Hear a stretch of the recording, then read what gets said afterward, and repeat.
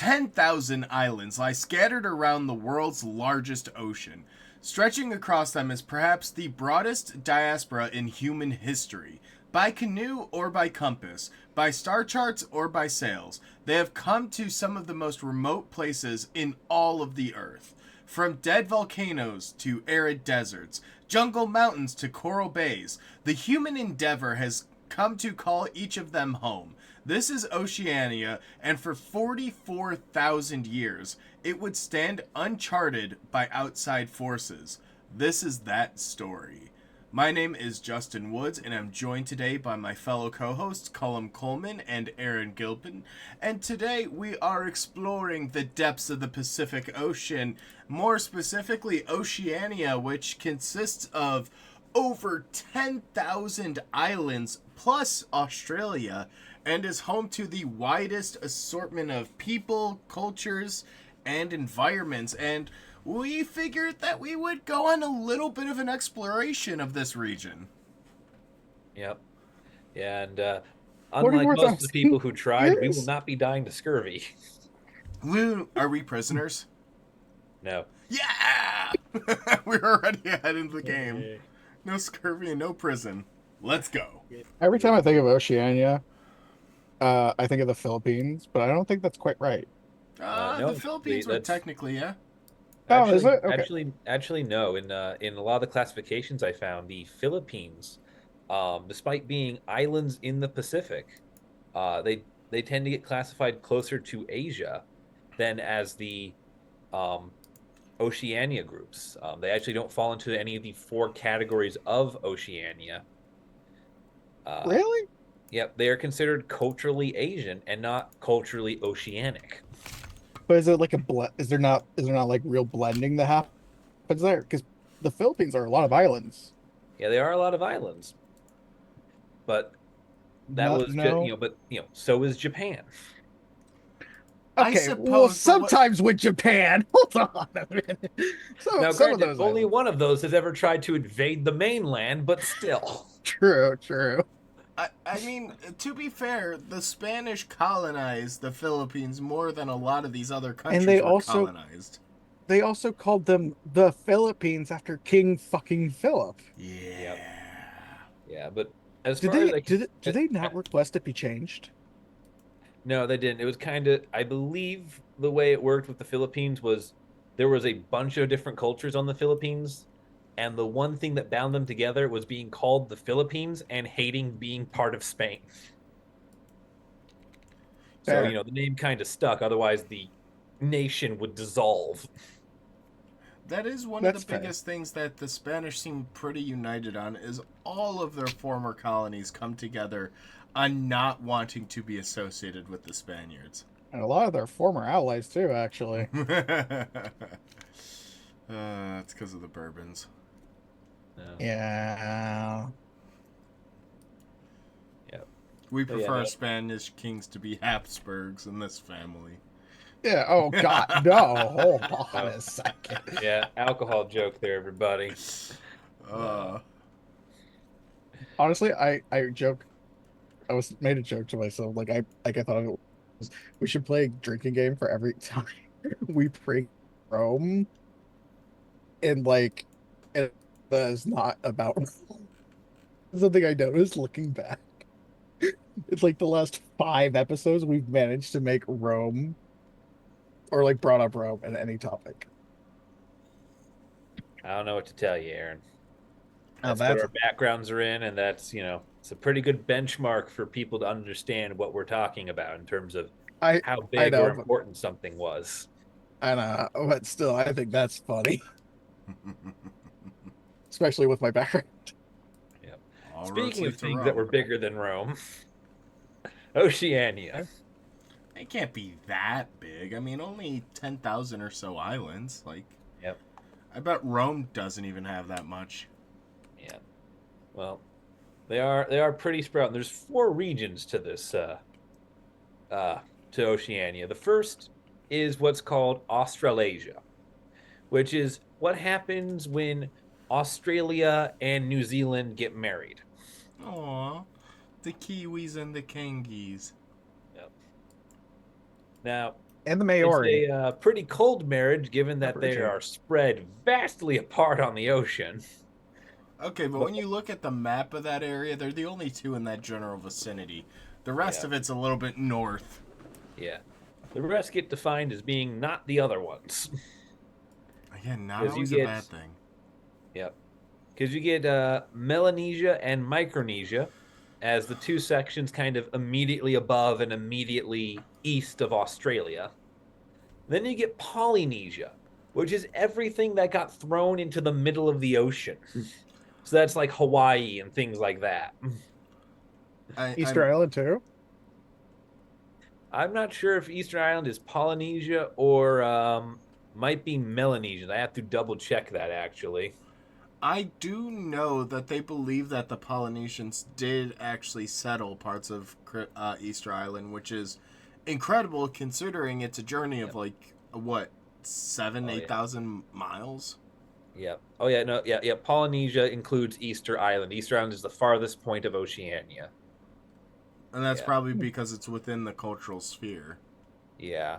Yeah. Because Polynesia goes from Easter Island up to Hawaii and then down to Tonga, Ooh, Tonga. whereas Melanesia is like New Guinea and Fiji, and then Oh, yep. Micronesia is Micronesia and the Marshall Islands, and like Guam and Palau and a couple others in there.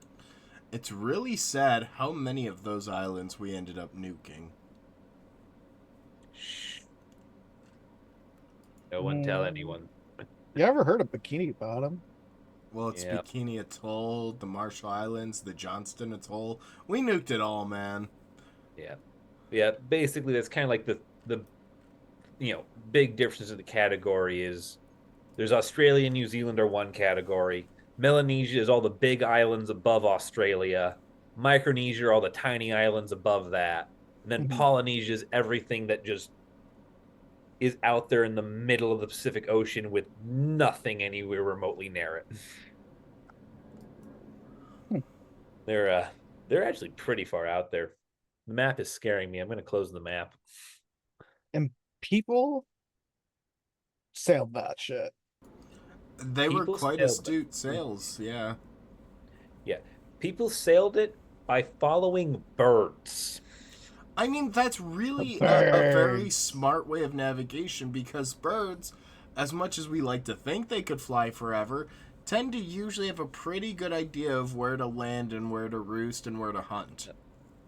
Yeah. Keep in mind Especially right now migratory most people birds. can't get down their street without GPS. So It's But it yeah. doesn't go in a straight line, it wigs and it wags. Yeah. That's just Boston. Dude, Everywhere Boston is else a. built. Oh, I hate Don't Boston go to streets. Boston. Don't go to Anyone who Boston. anyone who has been to Boston knows how awful Boston. those roads are. Plus the tunnel system under the city where you have to like merge all the way left to go right and you have to be on the right end of the tunnel cuz if you veer left inside the tunnel while you're trying to turn right, you end up going halfway across the bay. So fucking. I have been Justin just hate. traumatized. Justin hates naturally growing cities and just prefers the grids. Throw a grid. I can Yeah, find my does, way through Chicago with my eyes closed. I can that's geo. highly unadvisable. Although Just I let it be known understand why Justin's once so you get happy on lower Chicago Wacker. burned down. Look, I think every city would benefit just a lovely grid system. We should bulldoze Paris and just put They're a grid awful. over all of it. No, they're awful. Oh, They're not good uses of space. uh, but symmetry. It's also car centric. Yeah. yeah. Anyway, we got a there's a bunch of things out here in Oceania. Got 14 countries, 9 territories. It's a nice big part of the world. Uh, and it's pretty far spread out. And human beings have been there since basically forever.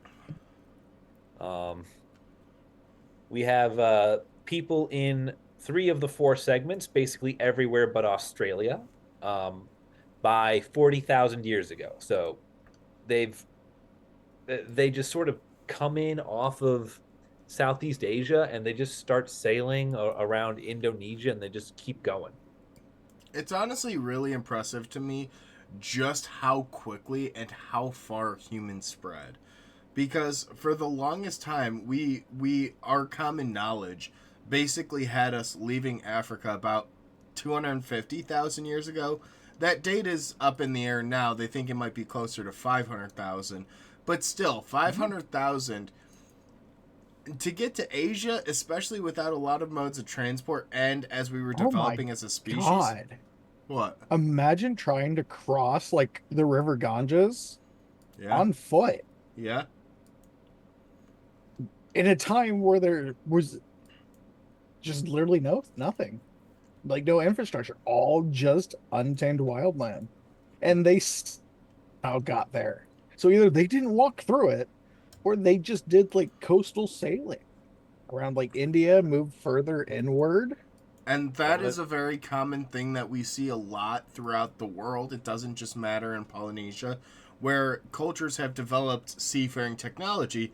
And instead of like just going a short distance, no, they just kept going and going and going, and they were gone. There's like, nah, this place isn't quite right. But the Move on to the crazy next thing one. is, even humans aren't the first hominid species in Polynesia. We have the Denisovans that were found. We also there. got Homo erectus and Uh, Floriensis, I think, right? and what's We the have Hobbit hobbits. one? We Yeah, have the hobbits. Yeah. That's So I don't think we can. Floriensis. Yeah, is it? Yeah. I don't know. Could be. But yeah, no. People have been coming here all the goddamn time. In fact, Australia does win the prize for being the first one that people got to in Oceania. There is actually a big debate Wait, as to when people got to Australia. no, hold on a second. What do you mean they got to Australia? They had to have gotten to like Papua New Guinea first, right? You No, can miss Papua New Guinea and hit the one of the horns on Australia pretty easily. and there used to be a Really? land bridge that went from basically like Vietnam, Cambodia, all the way down through a lot of what we think of today as like Indonesia, all the way down. There was pretty much a straight land connection all the way south. I'm not gonna really make pitch for a Civ game. Yeah. The the really fun part is like we don't know when the first people got to Australia. It could be 65,000 years ago. It could be 80,000 years ago. There's a pretty decent gap in that in the time range. Are you telling me people discovered Australia before North America? Yeah. Yes. Yep. People got down there first. Something, it's not so cold this way. I mean, I'm stunned. Oh God, I Aaron, love you have to this. remember that Beringia didn't really open up until the end of the Right. last ice age when we saw the Was it oceans drop by about 200 feet. what is that, the Holocene? The terminal Pleistocene. We're in the Like Holocene now. no, I thought we were in the Anthropocene. Oh no, here we go. I know it's the terminal Pleistocene though. Is the last ice age. Okay, fair. Um, yeah, I think you might be right. It might be Pleistocene, Holocene, and now we're in the Anthropocene. But anyways, It's whatever John Green told me. yeah, everything's tuberculosis. Yes, it is, and I can prove it too. I found out. But no, literally, at that point was when the ice had started to really grow and had shrunk the ocean. And the really interesting thing, and part to Colum's point, is we won't ever really know that earliest possible date. We tend to have dates that are confirmed, which is about that 60,000 years ago, but there is potential. We could, in theory, find something older. It's just a lot of the areas in which that would be present is now currently underwater. So we're not going to really be able to locate much underneath hundreds of feet of ocean. Yep. So it just adds an extra challenge, an extra difficulty, but it is possible for us to discover that, and it's very fascinating because we tend to get a generalized understanding of mobility and movement, and then just something throws it off entirely. Yeah. And one of the things with this that does throw a lot of this off is these weren't one and done migrations. It's not like 65,000 years ago, people went to Australia and that was it. No, there have been every few hundred to few thousand years, there have been migrations from Southeast Asia into Oceania up until the last one was about 1,000 years ago, was the last documented time we had a migration of people into the middle of the Pacific Ocean. I would disagree. There is going to be a later one, but this is the Southeast Asia route. All right, they did not come from Asia.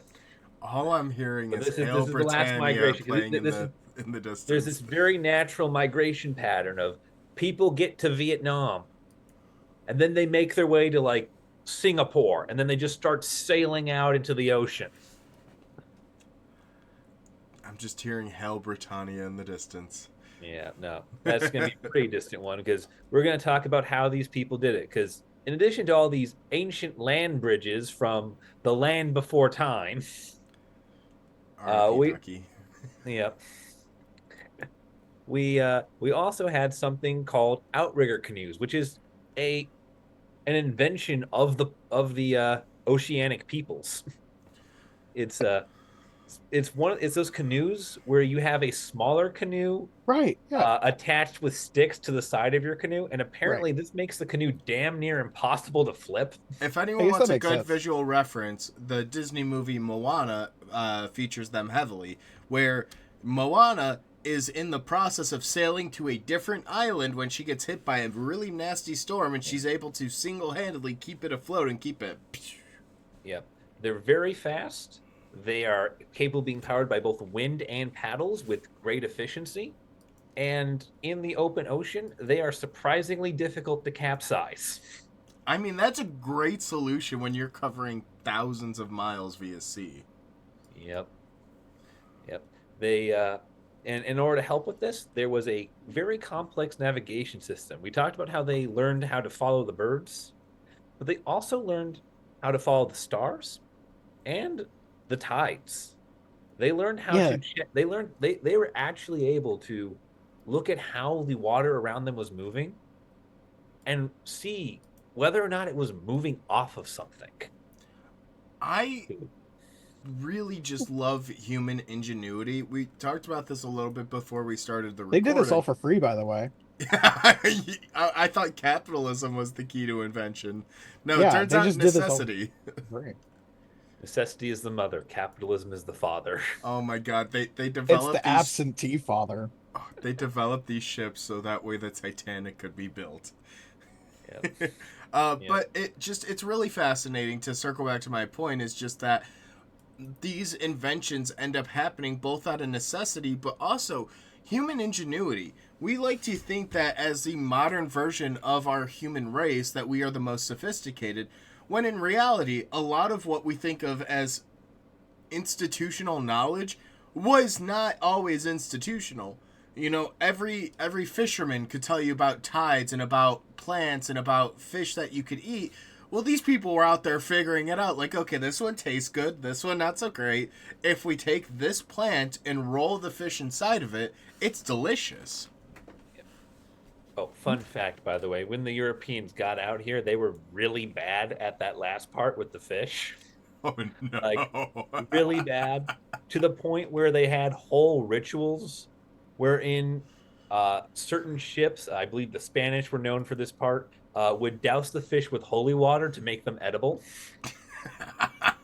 because they had no idea which fish they couldn't eat. Oh my god, and then you get later developed cultures that are like, oh yeah, you have to cook this fish in a very specific way, otherwise you die.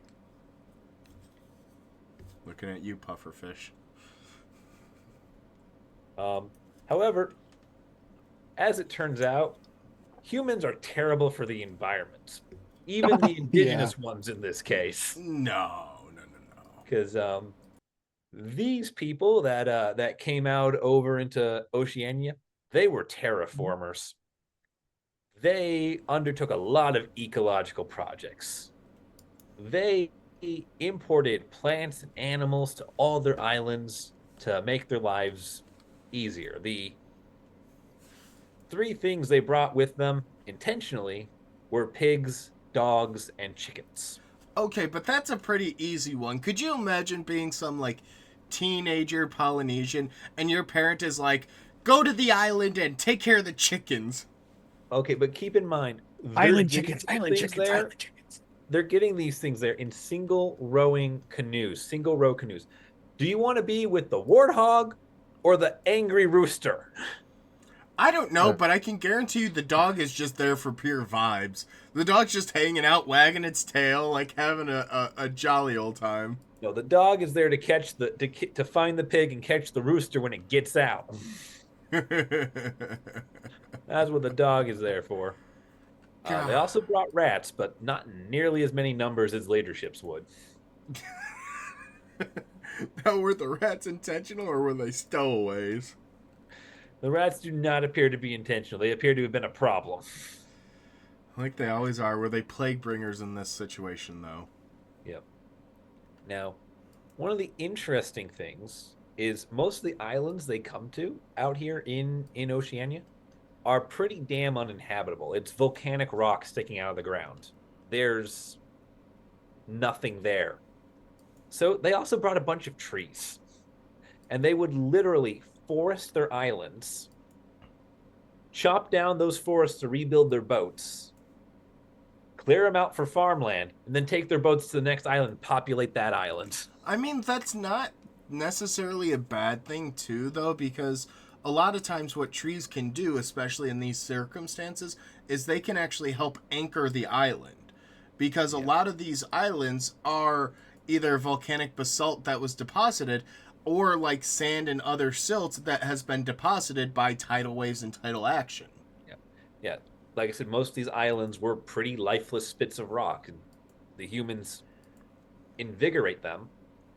And then when we get to some of the bigger ones, they see there's too much life. And apparently, at some point between 1000 and 1513, humanity causes a mass extinction event, killing at least 40 species of bird. Oh, I just think that we are completionists. We hear that we're pretty close to something and we just go.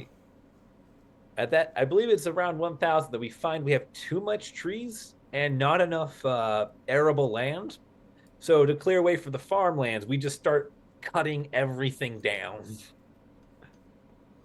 And this causes problems.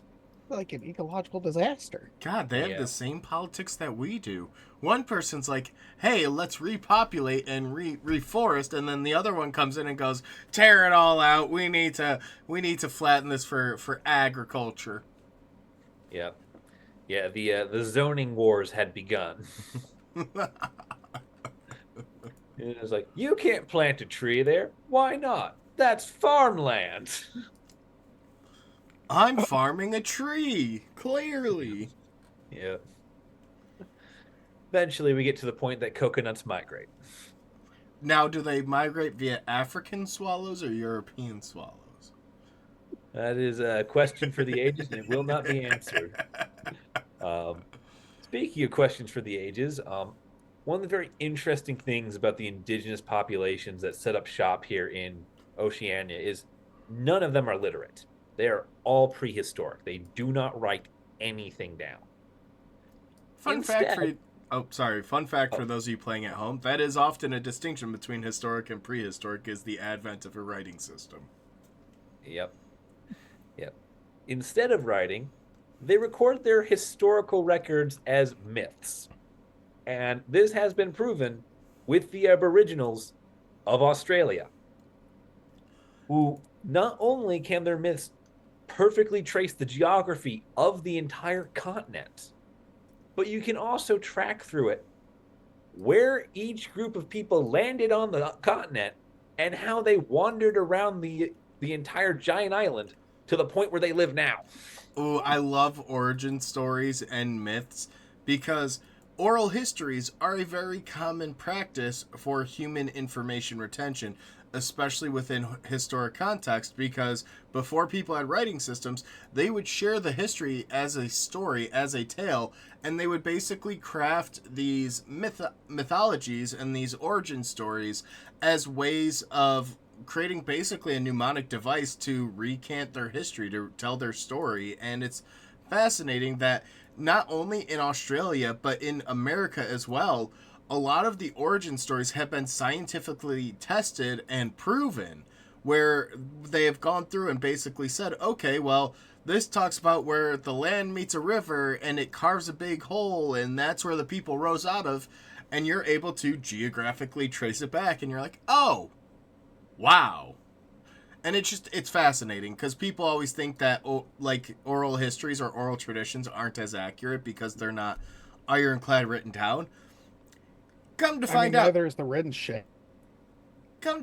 humans just kind of lie when we write stuff down, but the origin stories tend to keep more truthful. Yeah.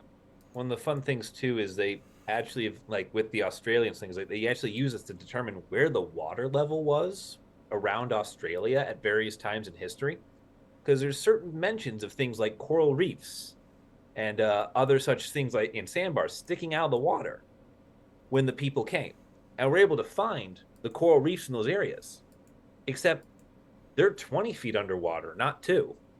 Oh, And there's like, dig around down there. Eventually, you find a shipwreck of somebody. There's no way a ship could hit that unless it was a lot closer to the surface. Again, the sea levels, they were a lot lower way back in the day, and they've been rising. Yeah. what we mean when it doesn't lie. That's why I love Evidence-based shit. archaeology, can tie it all together. Yep. And then somehow the Spaniards and the Portuguese, they really made it a point. Yeah. Yeah. Speaking of tying together, we're going to get to the Spanish and Portuguese. This is the first time the migration doesn't come from Southeast Asia. Oh, About 500 years ago, the Spanish, I believe, get first crack at Oceania from the outside world.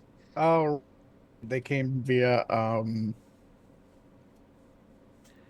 They came via Central America. America. Yeah, Central America. Yeah, So they actually went the other way first, Aaron. They They sailed went via around. Portugal. So the Spaniards sailed down across Africa into Indochina and eventually into Indonesia and Polynesia, but that came a lot during Ferdinand Magellan's circumnavigation across the world. Which, fun fact for those playing at home, Magellan himself died on the Oh, circumnavigation in yeah. the Philippines, and yet still got all the credit, even though his first officer is the one who did like 80% of the homework. yeah, yeah. And Magellan Damn. Magellan does come up here, but the first man to make a shot at this is a man named Vasco. Because in 1513, he drags his ship through the Isthmus of Panama. There's no canal, it's just a swamp.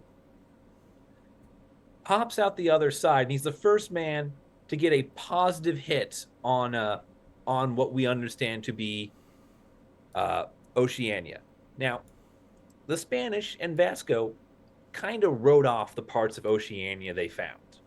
A bunch of small islands scattered in the middle of a vast ocean, living on volcanic rock, eating pigs and coconuts. Not particularly useful for a gold obsessed nation. Not a particularly bad living, though, either. Yeah. What they were very interested in was the Philippines, because the Philippines could trade with Asia. Oh, that's right. And if you, And China wouldn't trade if China wouldn't trade with them directly. yep, This came at a period of time where a lot of European nations began setting up colonies in the adjacent areas. The British would eventually inhabit a lot of Polynesian islands, specifically like Singapore is one that comes to mind. And yep. the Singapore French is not had Polynesian. what? I don't think Singapore's Polynesian. It's based right on the Malay Peninsula. Yeah, Malay Peninsula is not part of Oh, well, just Polynesia. the point of having trading hubs Yeah. to Asia right then and there. I mean, the Portuguese would eventually set up what is it, Macau? Yeah, the Portuguese would set up Macau. The Spanish would set up Manila. The British would set up Singapore and Hong Kong. Yeah. Well, I think the British take Hong Kong. And then the Dutch had one as well. Yeah, the Dutch have some out there. Not quite sure what the Dutch actually built. What was at some point? It was like Oh, I know that. Oh, they hole up in via Jakarta on Indonesia. that's right. hmm. Because they had their own East Indies company. Yeah. Yeah. So it just became a very prominent point, especially around this time period where seafaring really took the prominent point, and you had a lot of these adventurers, and that's effectively what they were doing, was looking for what easier ways to get to Asia because it was such a long trek. Yeah. Yeah, no, and so, Vasco's, he makes the first positive hit on the oceanic islands, but he's really only interested in how fast can we get to the Philippines. Right.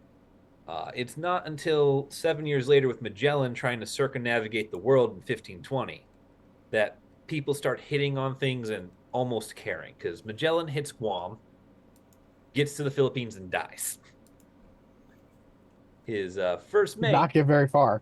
yeah, no, yeah, his first mate doing the rest. He finds the Caroline Islands, which is now Micronesia and Palau, and that's kind of like the first time like someone stops and investigates these islands.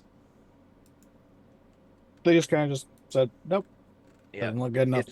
it's kind of in passing. It's a nice landmark in the middle of this ocean, but people are actually starting to stop and go, "There's stuff out here." Um, and then nothing happens for 40 years. Damn. Yep. It's like, yeah, there's something out here. Yep. All right, off we go. Yep. We then get a man named Madonna de Nera, who begins in Peru in 1567. And de Nera, to put it politely, is an absolute bastard. De Niro is one of those guys who, even though he himself doesn't doesn't do a ton of stuff, he's the one that inspires all the other little conquistadors to come running out of the woodwork into Oceania. God, you want to talk about toxic masculinity, all the conquistadors. Well, I discovered this. Well, I conquered the Aztecs. Well, I explored most of Texas. Yep. And you had Vasco da Gama carrying his ships across the isthmus. Yep. Now, De Niro was a fan of a very prominent scientific theory at the time that has since been debunked and then resurrected as almost a sort of conspiracy theory. See, way back in the 16th century, it was believed that the world had to be perfectly balanced, as all things should be. And thus, the amount of land in the northern hemisphere must have an equal amount of land in the southern hemisphere. Because land is heavier than water, according to these people. So it also... Oh, no, you go for it. I was going to say, it also tends to indicate that they may have believed that the Earth to be circular in nation if it had to have been balanced, because a certain other shaped version of the Earth would not need to be balanced in such a way. Yeah, well, that the theory actually arises because Magellan's successful venture proves that you can go in a circle around the Earth. So it's either a ball or a cylinder at that point. Cylinder Earth. You don't like cylinder Earth theory? No. Weird. Yeah. And, that's where this theory comes from that, well, if it's a ball, it's got to be balanced, which means there's a big chunk of land out there in the Pacific for someone to claim. No, we're actually just rolling. Yeah. And that land's got gold.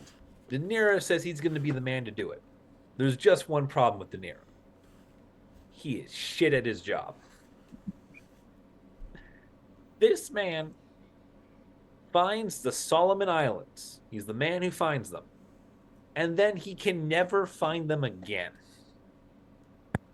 His charts are so bad, he lost his discovery. That's so fucking funny. Hey, we found this thing, but I forgot.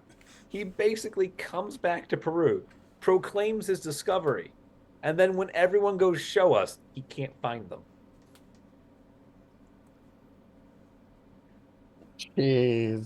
It's like claiming you have Batman's phone number. No, but like I could see how that could happen where you're like, Yeah. think about it like when you're a kid and you're trudging through the forest. You find like an abandoned structure and you go tell your friends, "Hey guys, look at what I found." And then you go trancing through the forest and you can't locate it because everything looks the same. Yep. Yep. Guys, I Yeah. promise it's just over here. It's just over this hill. Yep. He mischarted something in some bit of weather and he couldn't find him again.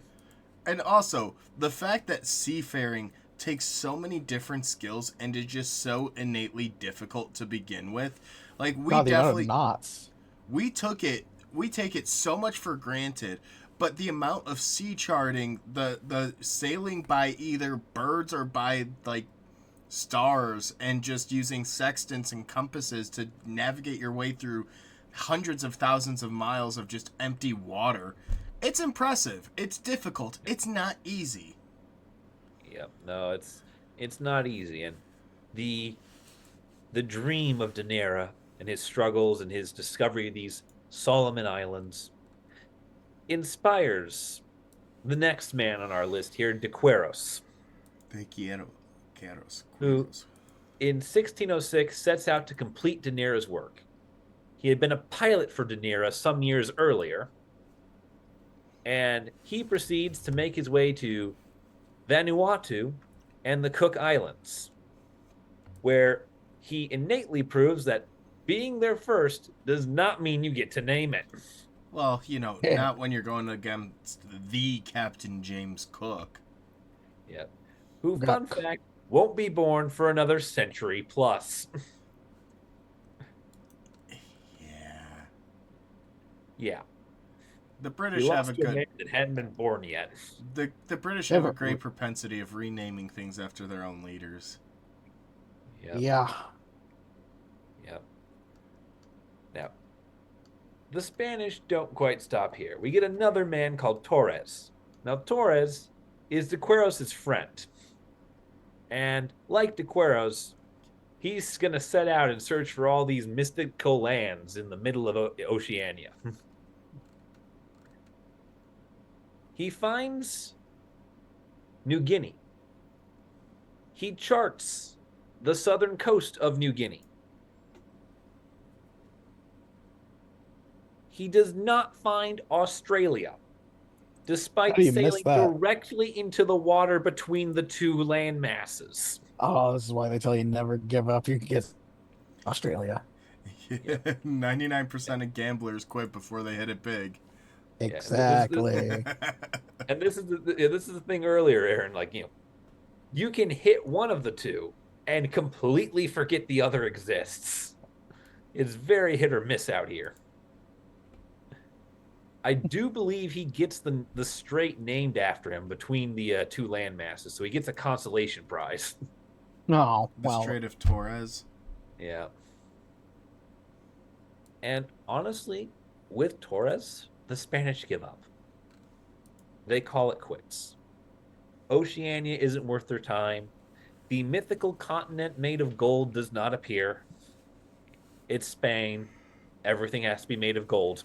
yeah. Well, and at this time, they were actively toppling the Aztec Empire, which would have paid out large dividends of gold. So it's not so much that they were still in search of it, they just knew that they could better utilize their resources exploitating elsewhere. Yep. Spain wanted two things: money and converts. And all the islands out here, they're pretty small. They don't have any resources to take. And the ones with large populaces to convert into Christianity, well, those also don't have any resources to take. Don't tell me they took the chicken. Yep. Yeah, Spaniards were not interested in a subsistence culture performing basic agriculture and complex fishing. Yeah, that's true. That did not interest them. Fortunately, dominion for dominion's sake will become a theme later on. Europeans never give up. No, and the Europeans definitely have like a pissing contest where they have to see who can colonize the best. Yep. Yep. The Dutch are kind of the first to really try this. The Dutch have gotten their foothold not in the Philippines, but in Indonesia. They're down in Jakarta. And they're holed up pretty good. And they decide that they want to kind of follow these sort of straits that all these long strips of island are making out into the ocean and see if there's anything out there for them. They do a pretty good job of this, actually. We have Jacob Lemery, who leads the charge for the Dutch just 10 years after the Quiros.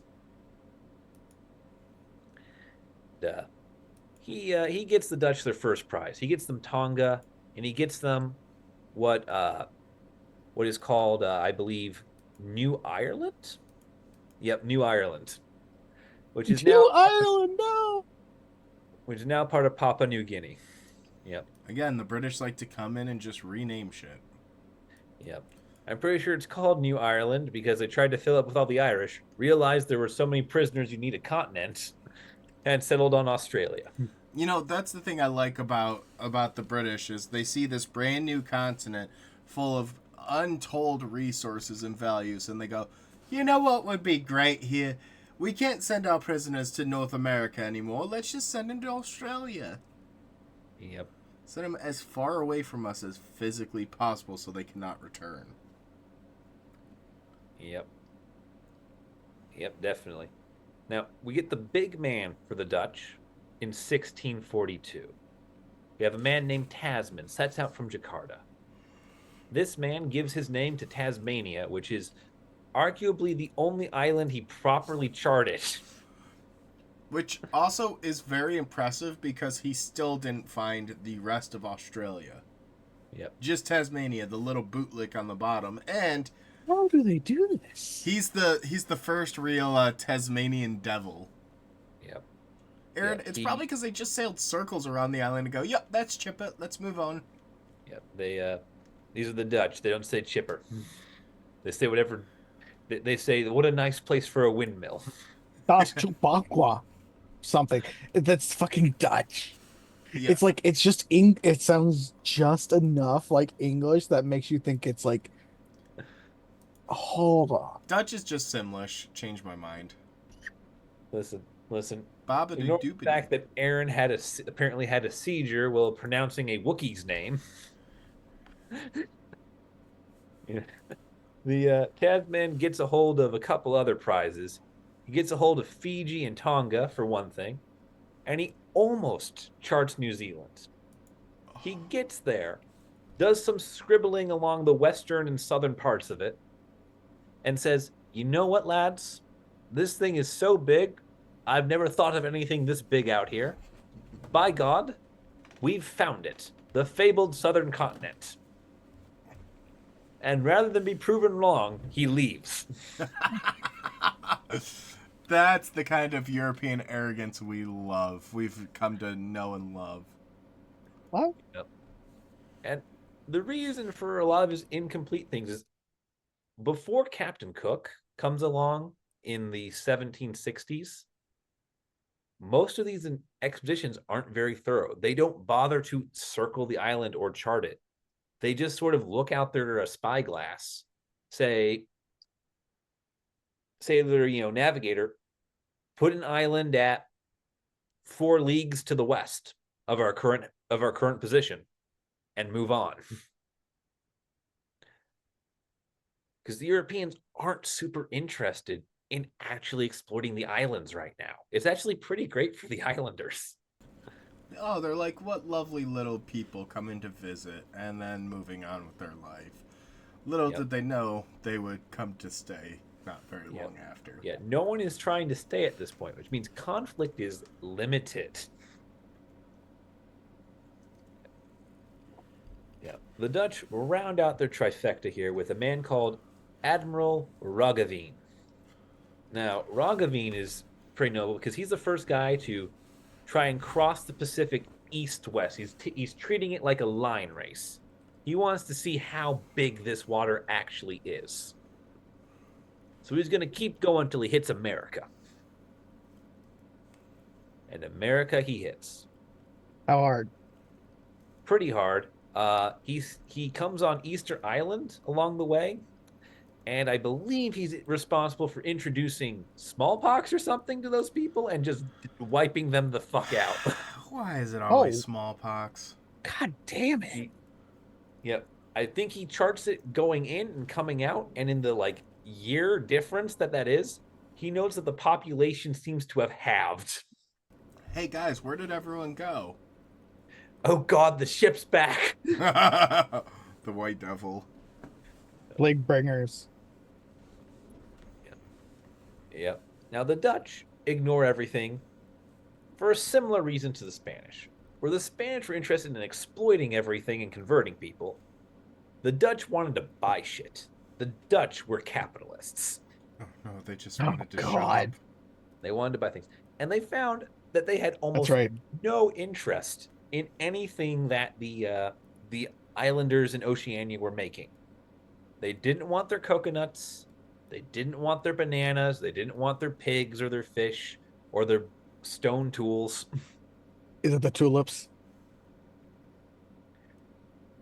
Actually, yeah, that would have been roughly around this time, believe it or not. About mid 1600s. No, yeah, that's right. Yep, you're right. I did a short on that a few weeks ago. The tulips, yeah. Yeah, that's out here. I got Colum good with that one, didn't I? Yeah, I mean, Fact believe check the it or fact not, checker. I do not know everything. God, the but research I just thought it was department. How could they? I will fight you.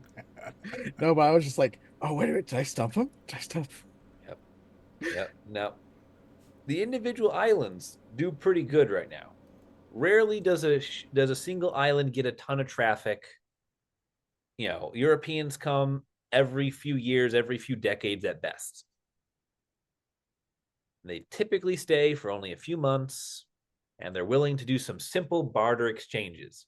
Usually anything made of metal for food, water, and pleasurable company. I just also do love the fact that a lot of times, and this is pretty universal with a lot of the colonies, the Europeans would trade them these intricate metalworks, and a lot of times the natives would just melt it down and reshape it. They basically go, thanks for the metal, and they would take like the brass teapot and melt it down. Yep. Yeah.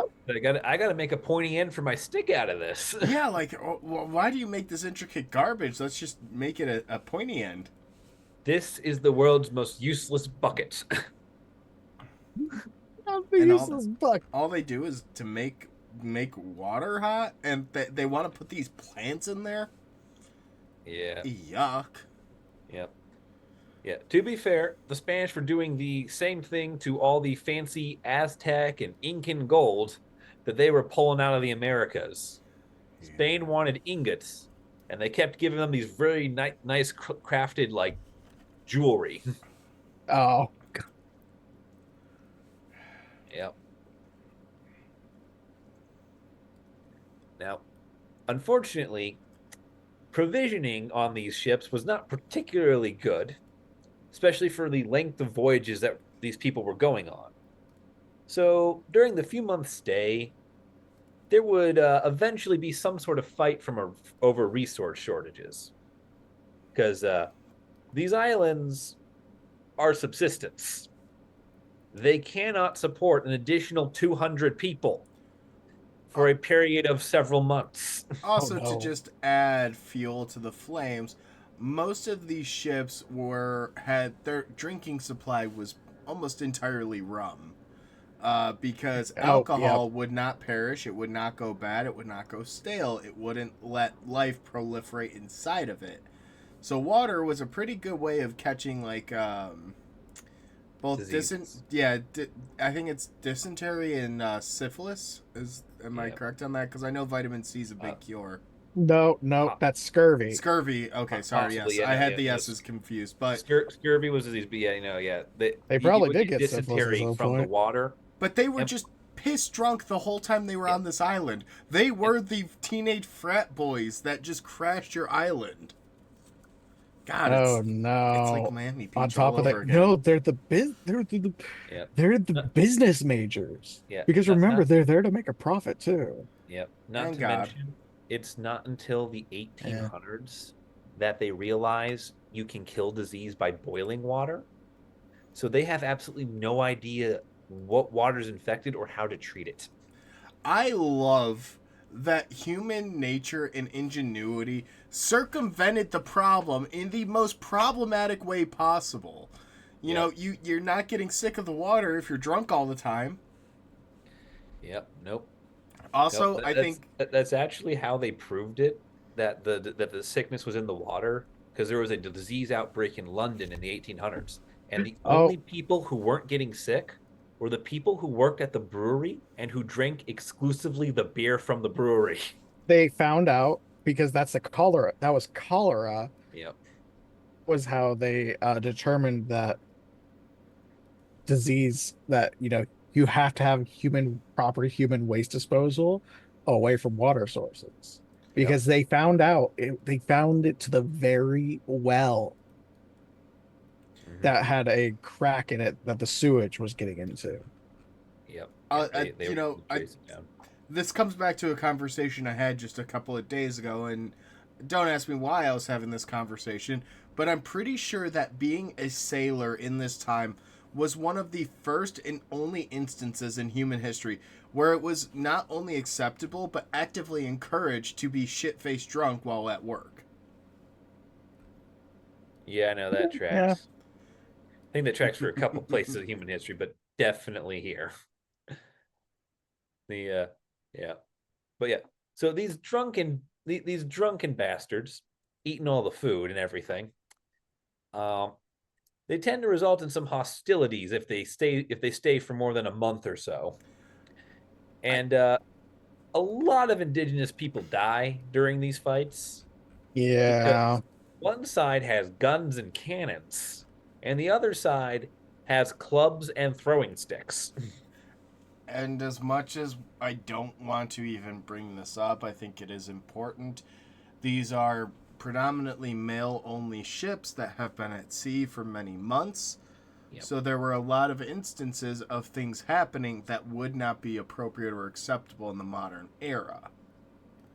It's also why pleasurable company had the highest going rate for metal objects of anything that could possibly be traded for. That tracks. That absolutely tracks. Yeah.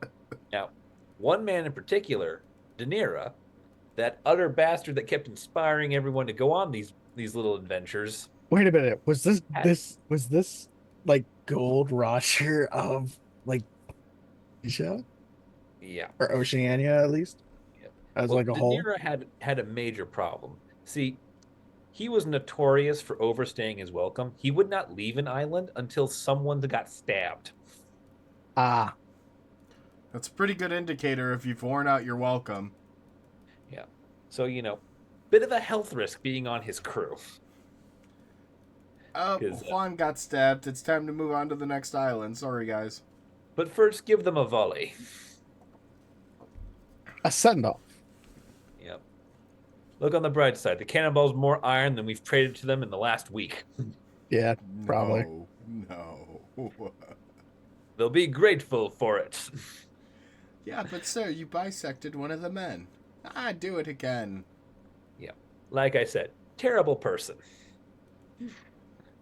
And that also tends to be why many of the casualties were very one sided. Yep. Yeah. Yep. You'd gain They quite a really. reputation from doing that. Yep. Yep. Fortunately, we're done with the Spanish and the Dutch, and the nature of the interactions are about to change dramatically. Because you see, about a century passes and people are more or less okay with the very crude map of there's absolutely nothing out there, don't bother. Till we get to the French.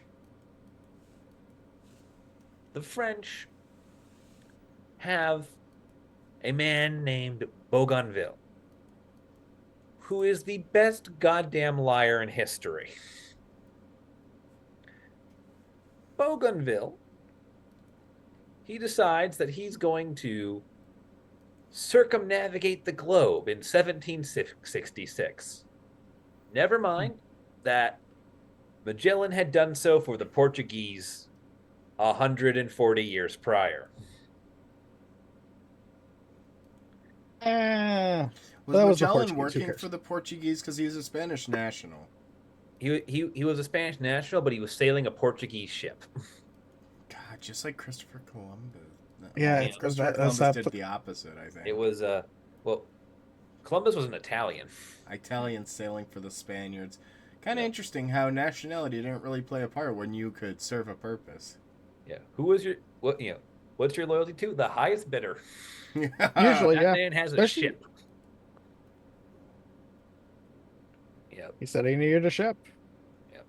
Now, Bougainville is not one to let the fact that something's already happened or that reality is disappointed get in the way of his narrative.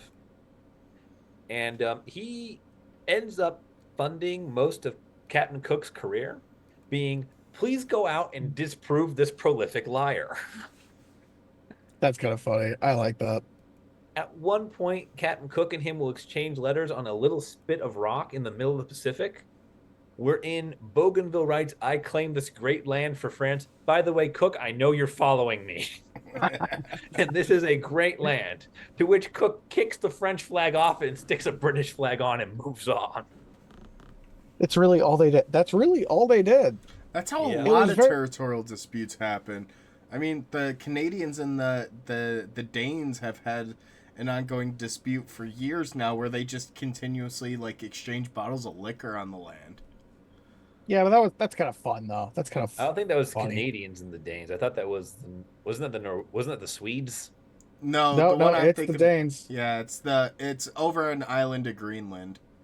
Because I Oh, was yeah, saying like depending. the thing like Sweden or Norway and Denmark where they have a whole feud about crossing the ice when the fjords freeze over. That probably tracks as well. It happens all over. Who owns the ice? Yeah, everyone's got disputes with the Danes. Sweden, Norway, Canada, America. Hell, even the Danes. Yeah. Damn Danes, they ruined Daneland. Abe Simpson, I love it. Yes. No, that was Willie. Well, Yeah. oh yeah, yeah. it Groundskeeper was Willie. The Scots ruined Scotland. Yeah. I knew it was the Simpsons, but the Bougainville was really prominent because he came up with a description that ended up proliferating a lot of colonial writings of the time, that of the noble savage, when he was sailing and came across Tahiti, and the indigenous folk there were so civilized that it completely rewrote his interpretation of what it meant to be a savage. Yeah. I fucking hate that man. Yeah. He was surprised to find that a group of people with a tan deeper than paper, or I should say darker than paper, were capable of putting up with him for more than 15 minutes. I mean, he is French. Yeah. But yeah. I mean, And- also, they really just came there to like. They just kind of showed up and said, "Yes, Yep. get here." But Yeah. that idea proliferated so much that it even translated into North America, where we have even in America, I think about the 5 civilized tribes. There's a group Yep. of 5 tribes Oh, from yeah. the American Southeast that are considered to be civilized because not only did they have culture, but they had a written language. Yeah. And this noble savage becomes very much one of the two big permeating factors of European colonialism. The idea that these people are primitive and backward, but innately intelligent and, worthy of respect. It gets fused with something called the white man's burden, which is the Oh, idea yeah. that as a man of a truly civilized nation, i.e., European, it is their duty to Europeanize anyone who isn't European. Because the noble savage has the potential to be European, and it is the burden of the European to make them European. Uh, And most of the time, that means wearing pants and speaking English. And Yeah, I believing hate in that. the one God instead of many a God. Yeah. You see a lot of forced monotheistic conversion. You see a lot of language conversions. You see a lot of death. And this is a fact that, again, I'm very North America centric just because of my experience, but there was a whole process in the turn of the century into the 20th century where it was kill the Indian, save the man. And that was to do with a lot of boarding schools to deculturize a lot of indigenous populations. The British did the same in Australia. This has been happening all over, and it has actually led to a really, I think it's cool, this huge push to reclaim a lot of culture, both in Australia, New Zealand, but also in a lot of Polynesia, where they are starting to reclaim their native languages. I mean, I know the Maori in New Zealand specifically have had one of the strongest pushes to reclaim their language. In fact, that a lot of documentation between the Maori people and New Zealand has to be in both languages. Yep. Yeah, there's a lot of very strong pushes for that. And speaking of strong pushes, that's kind of it for the French. Well, they were a little occupied. Yeah. Yeah. Bougainville does one thing, screws over society for generations, and the French just leave. Well, that's usually what they do. the French at this point, because this was late 1600s, early 1700s, they were locked in so many fights against the British at the tail end of the Hundred Years' War, even parts of the 30 Years' War, and then, God, the French and Indian War shortly thereafter. No. This is actually just at the end of the French and Indian Wars. Bougainville, 1766. So, So yeah, they're getting ready to go help America rebel. Is what they're doing. but it basically lines up in a period of a lot of military instability, so they're not able to do as much exploration because they're just trying to keep what they have had. Yeah. Yeah. The English almost get in a very similar boat as the French. The English efforts, they get led actually a little bit earlier in 1699 by a bloody pirate.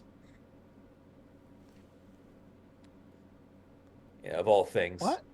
Yep. So William Dampier is the man the English crown commissions to lead them into the Pacific and uproot the Dutch and the Spanish and the French and the Portuguese. They recruit him because during his time as a pirate raiding the English and the Dutch and the Portuguese, he sailed to Australia and actually charted it. Again, to hide from the rest of the colonial powers. Oh yeah, of course. So the man knows what's out there. And so they basically hire him to do it officially for them. And he charts Australia and New Guinea and writes a book about it. He writes a voyage around the world, or sorry, a new voyage around the world. And this lovely little book sort of becomes the inspiration for everything the English do afterwards. But, props to them. They start off with a pirate. And then all the wars Justin mentioned break out. And the English run away for about 50 years. Yeah, that sounds about right. Yep. Because it turns out Spanish succession, Austrian succession, 7 Years' War, Europe kind of becomes pretty self-important. Europe's just kind of a cesspool of infighting, and it never gets resolved. It never gets fixed. It just boils over every couple of decades or so. Yep. But you can tell that the English came out ahead in it because they dispatch Admiral John Byron in 1765, just 2 years after the 7 Years' War, to find the fabled southern continent that the Spanish and the Dutch are most definitely keeping to themselves and is very real and totally exists. They don't want to let that go. It definitely doesn't. But they're going to send him out anyway. And this Byron is the grandfather of the poet Lord Byron. Yay, who had a With- pet bear at Trinity College in The Dublin. the same Lord Byron Yes. Yep. with like Mary Shelley and There- everything. Yes. Listen, the Byron nobility has two very famous members, Admiral John and Lord George. And George was the really eccentric dude who wrote beautiful poetry, and Admiral John was an absolute hard ass with a boat. Why does Oh dear God, do I hate these men. Why does history always repeat itself, though? Because you see that in a lot of instances where it's like one or two generations removed, that the total nature just shifts. Yep. Now, Admiral Byron has a noted distinction. It's with Admiral Byron here that there's a shift in the attitude of what we're going to do with these islands. We're going to study them now for science. Oh, Reverb all caps. Turns out the British don't know what science they're studying it for, but they're studying it. Well, the crazy thing in my mind is this came almost a century before Darwin and his expeditions and his studies. So it's not even like they were doing ecological studies in the same regard. Yeah, this is the Enlightenment era, isn't it? Yeah, this was the study of taxonomy. Oh, geez. So they're just collecting right, everything. Yeah. Just a one of everything. Europe has the beginnings of what will become botany and biology and entomology, ecology. There's a lot of them that spawn from this period. Yeah, just a lot of this stuff that comes out there. And so suddenly all those little islands that had nothing to offer are very interesting, because even though you can't make money off of them, each one is its own little ecosystem with its own little rules and its own little set of creatures that have survived the contact with humans. You know, this reminds me of, you know that, Colin, do you remember that board game we played at Gwen's? Botany Glen? Expedition. Yes. That's kind of what this That's reminds what me of. this game was about. Yeah. Yeah. Go out, collect all the weird stuff, bring it back. I feel a great deal of pity for whoever drew Tasmania out of that. Tasmanian devils are, well, they're not particularly vicious, but they are not fun. They are loud and nocturnal. Yeah. And with this, we get Samuel Wallace and Philip Carteret. Now, these two strapping young men are prime examples of British planning in this time. See, they're supposed to set out together and form one, like, fleet expedition. Except they don't do that. They get separated almost immediately. And Wallace goes straight ahead out into Tahiti and the Society Islands. Meanwhile, Carteret starts to drift south and hits Pitcairn and the Solomons. And they just lose each other in the ocean. Oh. They come in, they're sailing together, and they're just gone. Which is how you lose the ship next to you, I'm not quite certain. I think one got to port early and there was a bit of a rainstorm and he just said he'll catch up, and then they never did. How do you just lose a whole ass ship? Can't have shit in Oceania. They took my whole ship. It's like, well, Your Grace, have you seen the ocean? It's rather large. They're just running behind. They'll be back. Yeah. Having a little engine trouble. I Of know course, what's wrong with it. Ain't got no gas in it. yeah. So this is a sailboat. There's sails that we use. Yep. Gasoline hasn't even been invented yet. Yep. Oh yeah, if oil and rubber were things, the Spanish and Dutch would have been all over so many more islands. Hey, the Americans are the oil Romans. Yeah. But that will bring us to the star of our show, Captain Cook. Eh. 3 voyages from 1768 to 1779. And he is the comprehensive explorer. He charts everything in full detail, complete circumnavigation of all the islands he encounters. He writes everything down. He's so good at this that when his third expedition sets out during the American Revolution, Benjamin Franklin issues an edict on behalf of the American revolutionary government telling the Spanish and the French and anyone who is helping America that if you encounter Captain Cook's ship, you are to stand down and let him pass. Really? Because what Captain Cook was doing was considered a service to humanity and thus not a valid military target despite sailing on a military vessel. On the same token, I really do think the Hawaiians did us all a favor. Yeah. Oh yeah, no. The Hawaiians had enough of him. The third voyage will claim his life. The Hawaiians would eventually cook James Cook, and that's one of the best things that I love. Yeah. Now, but first, he goes to visit, Bougainville's noble savages. His first voyage is a simple one to Tahiti, where he's there to track Venus and see if it does anything different on the opposite side of the world from England. Oh. Fun fact, no. Well, now they know. Yep, and now they know. G.I. Joe. Yep. For bonus points, he circumnavigates New Zealand to prove the wonderful Dutch admiral, to prove Tasman wrong. So he proves the Dutch wrong that no, it's not a megacontinent.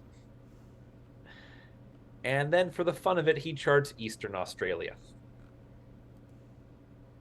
So now somebody decides to go there. Yeah.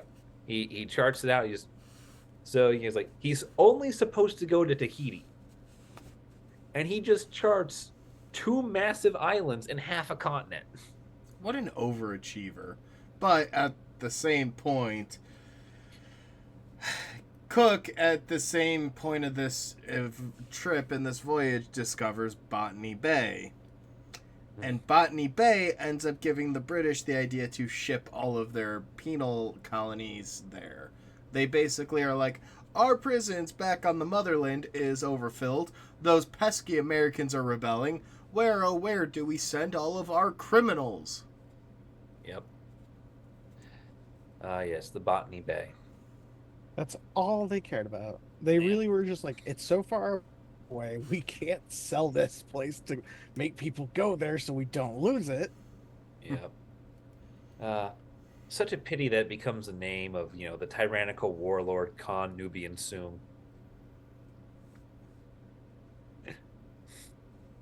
I think I managed to hurt Aaron. I'm winning, guys. I'm winning. Just think of the children. Yep. Good point. They're small. They can go into places the adults can't reach. Oh, Like no.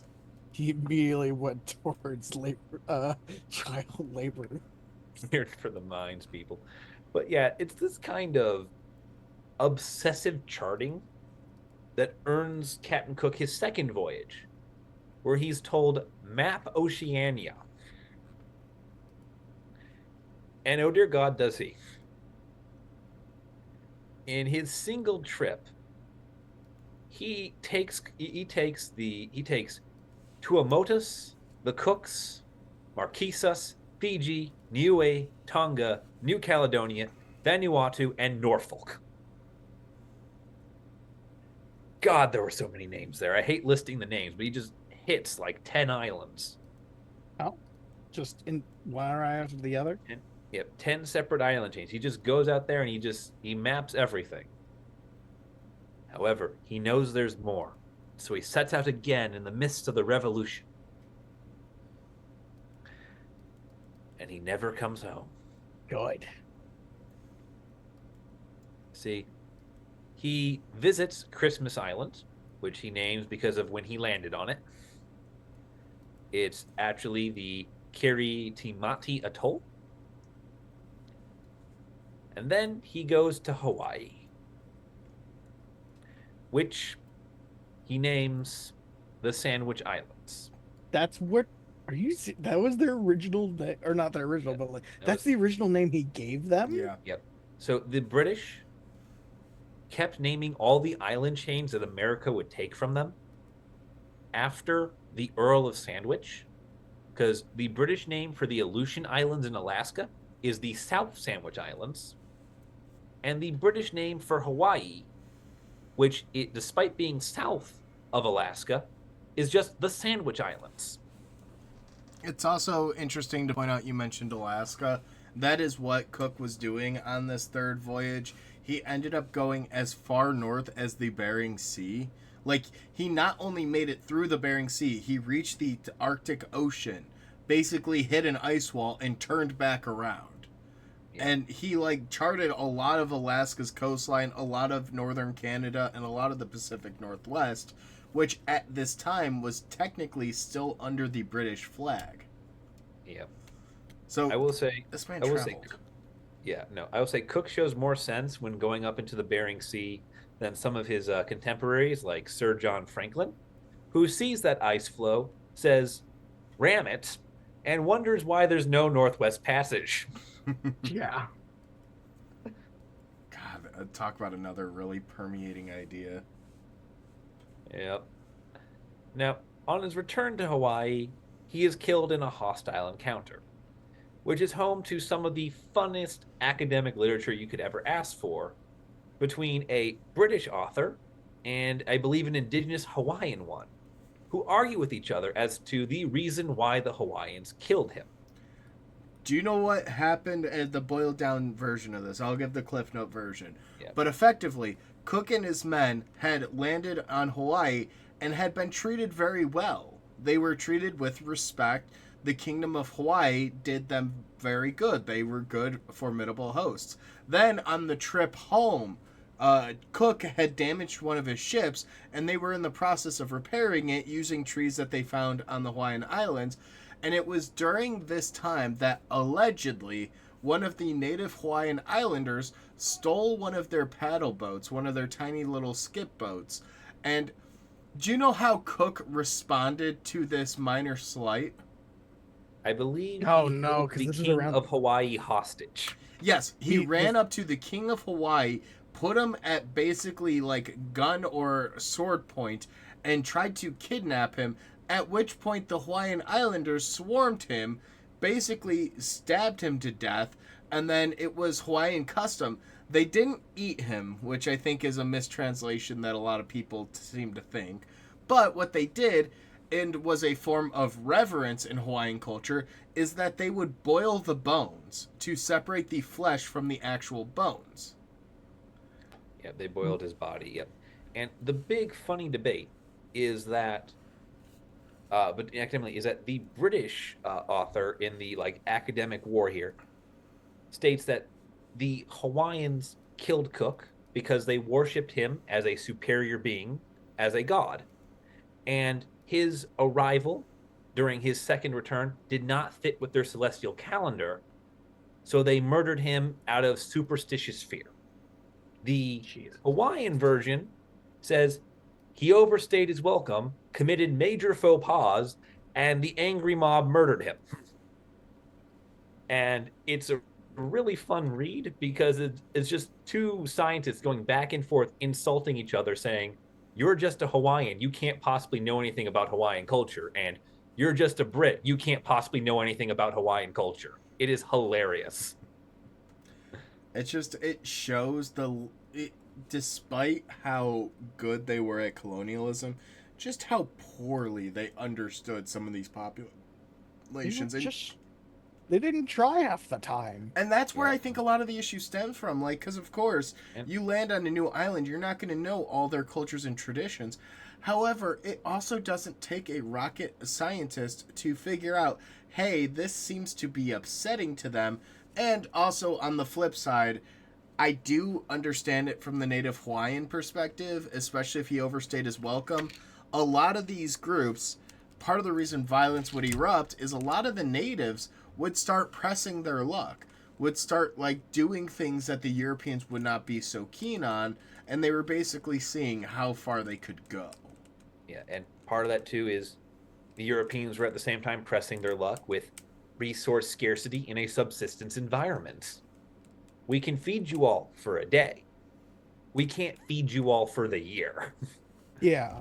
Well, And- they're also basically harvesting every tree on the island to repair their ship. Yeah. Yeah, it's pretty much it. But Cook was better than a lot of his predecessors in the sense that he did try to befriend as many indigenous peoples as he could as part of his charting and mapping expeditions because he mapped as much as he could. He went as inland as he could. He went around as much as he could. He went to an exact level of detail that no one had ever attempted before in the area. So it was, it was beautiful part of his master plan was actually trying to get along with the indigenous people for the most part. I believe on his final expedition, he even had an indigenous translator who had been brought back to England on some previous series of boats. Slight British misunderstanding that not everyone in the Pacific Ocean speaks the same language, but a lot of Polynesian languages were similar enough that you could make do with someone from just one island. But also, it was a very common colonial tactic to bring a native back home with you, both for educational purposes and also like ooh, looky what I found. Yeah. That's what happened with Pocahontas. Yep. Yeah. Entertainment was really, really bad in the 18th century. People would gawk at anything. And they would have human exhibits, but Yeah, this is around the time, like late 1800s. That's when zoos started becoming a thing. Yeah. Because, they went out there, told stories about it. They said, well, the people wanted to see it now.